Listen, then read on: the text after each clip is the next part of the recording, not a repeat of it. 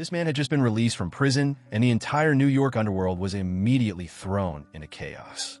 His name was Bumpy Johnson, the man who had controlled Harlem for decades. Even the five most powerful mafia families at that time had to acknowledge his supremacy. But 10 years earlier, he had been sent to Alcatraz for drug possession. During that time, much of the territory that once belonged to Bumpy had been taken over by Fat Gino, who relied on the Mafia to claim more than half of it. Upon hearing that Bumpy was out, Fat Gino sent his men to break the leg of Bumpy's trusted lieutenant, clearly a show of dominance. But as the former king of Harlem's underworld, Bumpy wasn't afraid. Without wasting words, he summoned 2 of his men and headed straight for Gino's turf. "Hands up, all of you," he said. "Hands up. Move it." Once his men subdued the guards outside, Bumpy stormed in alone. Inside was a small-scale drug lab. As Bumpy stepped forward, Fat Gino himself emerged. "You've got some nerve. You got a death wish showing up here alone." Facing Bumpy's angry accusations, Gino not only ignored him, but also provoked him further, signaling that times had changed. Bumpy should just stay home and retire. Bumpy raised his gun. "But I haven't changed." That shot marked the official declaration of war with Fat Gino.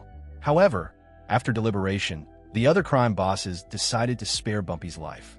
Because he never ratted anyone out when he was caught, his sentence was extended by 8 years for that alone. He deserves protection.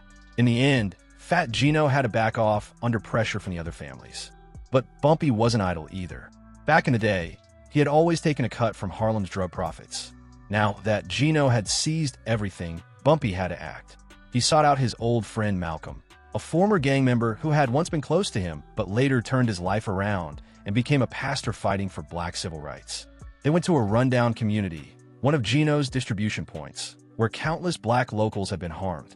Malcolm had always wanted to shut the place down, but even with manpower, they were unarmed and powerless against Gino's men. Hearing this, Bumpy calmly said, "I got guns. I got soldiers. Business is business." After countless clashes, Gino lost a lot of business. Furious, he gathered his men to strike back. "You're all dead right now. I'm looking at dead men." Just as both sides were about to explode, Bumpy appeared. He arrogantly waved at the sniper positioned on the rooftop, then prepared to negotiate, but one reckless thug provoked him. "Go ahead." Not a TH, luckily. The opposing boss intervened in time to save the thug's life.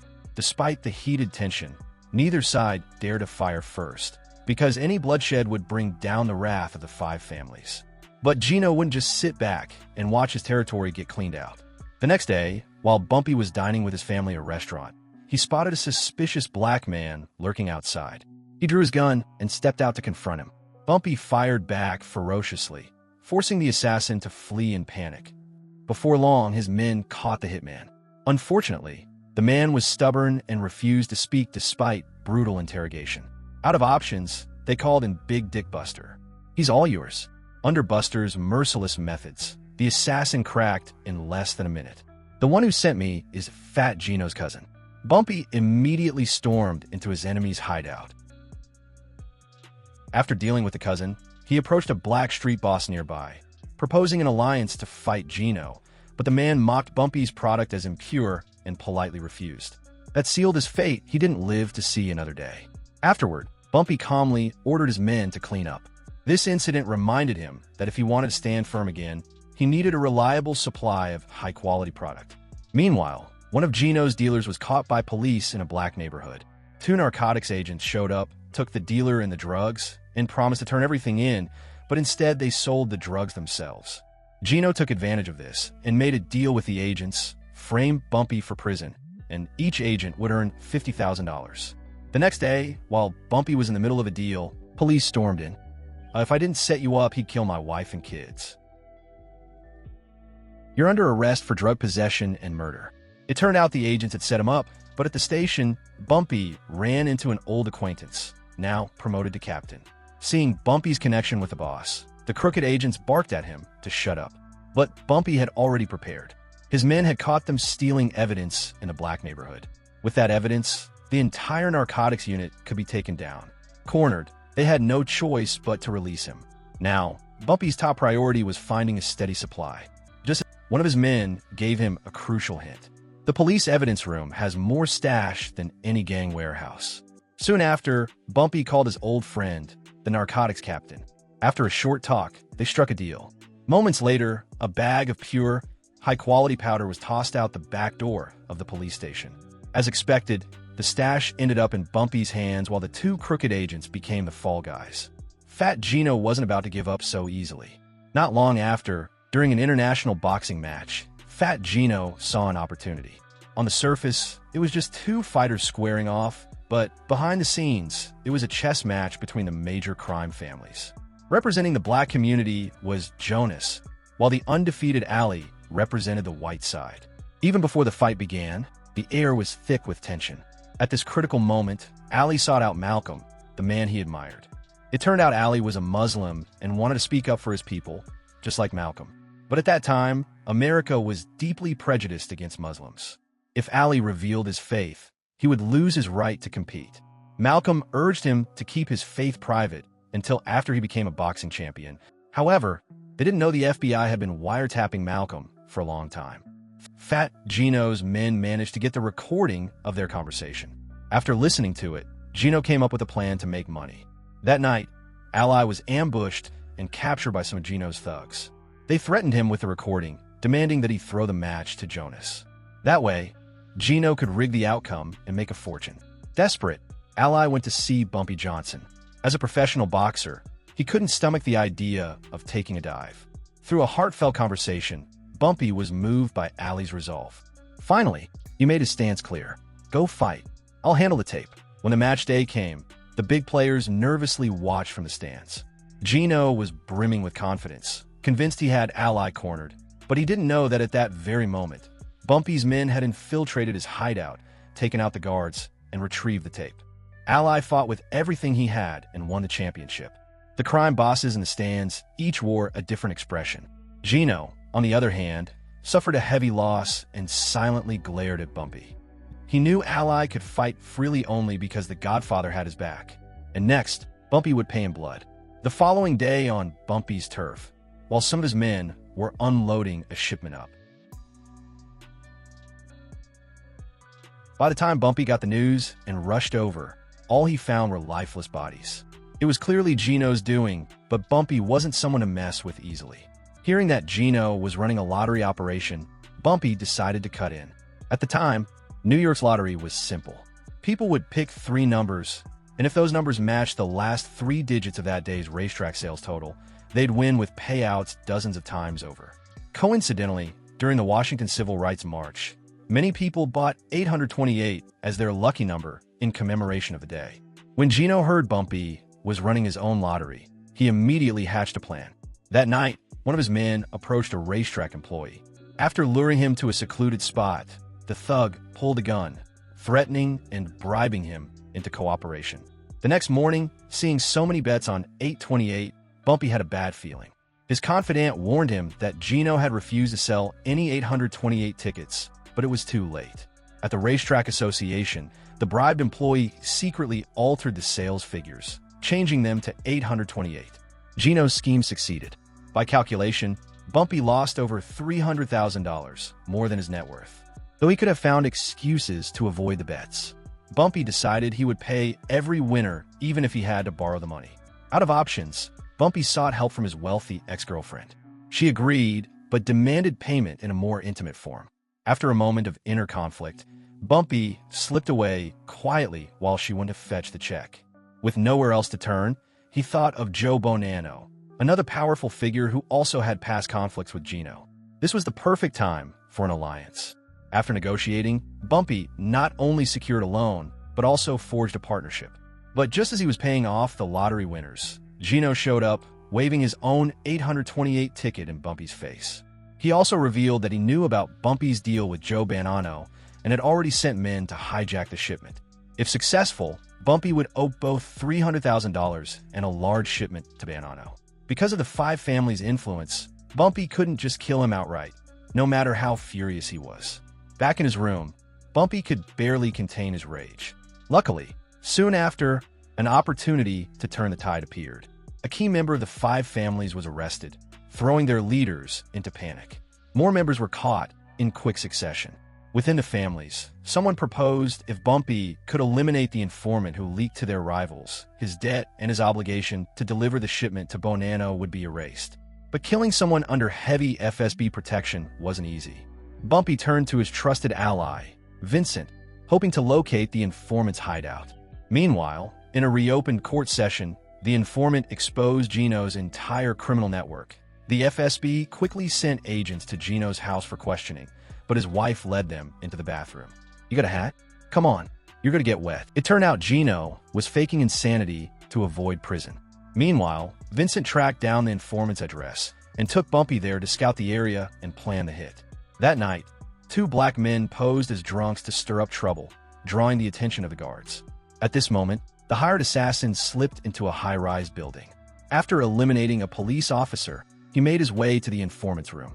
But instead of his target, he found a couple. Clearly, the intel was wrong. When the assassin returned to report, Vincent realized the mistake. He had mixed up the room numbers, going to 6 instead of 8. The very next day, during the second court session, the informant cracked under pressure and revealed another key figure. Though this person wasn't part of the five families' main line, he was closely connected to their top leadership. The informant hesitated, unsure if he should name him. Bumpy and others watched the events unfold on TV. Since the assassin had failed his mission, the high-ranking members assigned Bumpy a new task: eliminate the informant that was about to be exposed. Bumpy was at a loss for leads until Fad Gino, his rival, unexpectedly provided crucial information. According to Gino's intel, the informant was none other than Vincent, Bumpy's longtime friend. It was hard to swallow, but Bumpy had to follow orders. Once he confirmed Vincent was the traitor, he finished him. Bumpy waited until Gino was busy dealing with the police, then approached Joe Bonanno. He still wanted to secure Joe's high-quality supply. But Joe, still shaken from Gino's earlier warning, didn't dare betray him again. Cornered, Bumpy decided to sow discord between the two. He remembered that Joe Bonanno's son had once gone missing in Harlem, so he treated this as a breakthrough. Bumpy had his contacts in the police quietly investigate. Soon they uncovered valuable information. 2 thugs were behind the disappearance, and a mastermind was Fat Gino. The problem was there was no solid evidence. Then an unexpected incident gave Bumpy an opening. A black woman was caught shoplifting. When the guards searched her, they found needle marks and concluded she was a junkie. They locked her up in a holding room, unaware she was Bumpy's daughter. While Bumpy was dining with a friend, one of his men rushed in and reported what happened. Furious that his daughter had been mistreated, Bumpy wanted to storm the store and kill the man responsible. Malcolm X was with him and offered a better plan. They arrived at the store only to be stopped by police. "This is a police matter, sir. Step back or we'll call backup." "I think you should call backup now, because my men are already here." They pushed inside while Bumpy confronted the store manager. "He raped me. I'll kill you, you bastard." Only when a gun was pointed at his head did Bumpy stop. She had lied, knowing Malcolm X would use the situation to rally support for the black community. Outside, the crowd of black onlookers grew restless, and Malcolm X seized the moment, stepping up to speak, igniting their anger and inspiring them to tear the store apart. Hearing about the incident, Gino arranged a meeting with Bumpy through family contacts. As the store belonged to him, Gino urged Bumpy to disperse the crowd and not escalate things further. This made Bumpy realize someone or something was being hidden in that store. He took advantage of the situation, demanding Gino hand over high-quality product. With no choice, Gino reluctantly agreed. The protest outside escalated. Bumpy devised a plan: work with the police to stage a scene that would safely remove the white security guard. While Bumpy personally dealt with the black guard who committed the crime for that man, Bumpy called in Big Dick Buster. "Say hello to Big Dick Buster." This incident gave Bumpy a chance to drive a wedge between Gino and Bonanno. Recalling Gino's nervous expression earlier that day, Bumpy was sure the store was hiding something. That night, he led his men to raid it. After searching everywhere, they only found a large, strange hole in the basement. It was suspicious, but not enough to convince others. Just as Bumpy was running out of ideas, Stella, Gino's daughter, approached him. In their conversation, he learned the truth. Gino had been controlling his daughter's life. Whenever he disapproved of Stella's boyfriend, he sent men to kill them. Her ex-boyfriend was Joe Bonanno's son. Now learning she was dating a black man, Gino was at it again. Stella begged Bumpy to protect her boyfriend. Bumpy agreed, on one condition: She had to expose her father's crimes to Joe Bonanno. Stella agreed. With the basement hole as evidence and Stella's testimony, Joe Bonanno finally believed Bumpy. The next day, as Gino prepared to leave with his men, a massive explosion rocked the scene. 2 nearby men were knocked down by the blast while the driver was blown to pieces. Gino flew into a rage. His stronghold had been bombed so easily, which meant there was a mole in his gang. The car was a family vehicle. His loved ones often rode in it, planting a bomb like that was a direct threat to his family's lives. At the height of Fad Gino's fury, one of his men caught a suspicious man lurking near the door, an underling from another crime syndicate. He confessed the reason behind the sudden war. Joe Bonanno had been investigating Gino and uncovered the truth that years ago Gino had murdered his son. With the truth exposed, the war between them was inevitable. As for Bumpy Johnson, who had repeatedly crossed him, Gino wasn't about to let that slide.